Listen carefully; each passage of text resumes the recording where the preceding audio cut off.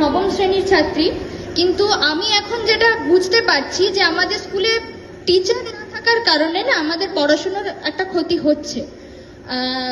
ধরুন ইতিহাসের যে আমাদের স্কুলে একজনই টিচার, এবার একজনই টিচার মিলে একদম পঞ্চম শ্রেণী থেকে দ্বাদশ শ্রেণী পর্যন্ত টানাটা খুবই সমস্যার হয়ে যাচ্ছে, যে কারণে আমাদের পড়াশোনার একটা ক্ষতি হচ্ছে। এছাড়াও যে আমাদের ছুটির ব্যাপারটা বলবো, আমাদের ছুটিটা কিন্তু মানে এতটা বেশি হয়ে যাচ্ছে যার কারণে আমাদের সিলেবাস কমপ্লিট করতে পারছে না, যেটা আমাদের পড়াশোনার একটা ক্ষতি হচ্ছে।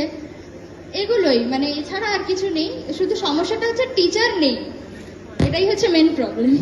গোটা পশ্চিমবঙ্গে এই সময়ে দাঁড়িয়ে তুমি সরকারি স্কুলে পড়ো, মানে 8,000 স্কুল তো বন্ধ হয়েই গেছে, সেটা তো বাদই দাও, সরকারি স্কুলগুলোতে শিক্ষক মাত্র একজন। মানে এই সমস্যাটা শুধুমাত্র দাসপুরের সমস্যা এরকম নয়, গোটা পশ্চিমবাংলার সমস্যা, যে দুর্নীতির জন্য একের পর এক রিক্রুটমেন্ট নিয়োগের পদ্ধতিতে এত দুর্নীতি, তার জন্য একটা বড় অংশের স্কুল, সরকারি স্কুল বন্ধ হয়ে যাচ্ছে।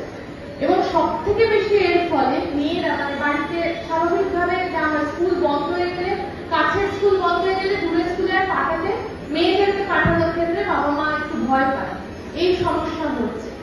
তোমার এই যে সমস্যার কথা বললে, এই যে নিশ্চিত তোমার স্কুলে তোমার বন্ধুদের মধ্যে একটা ক্ষোভ, বা বন্ধুদের মধ্যেও এই প্রভাব রয়েছে। ঠিক আছে, ধন্যবাদ তোমাকে। আমরা একটু এই অঞ্চলের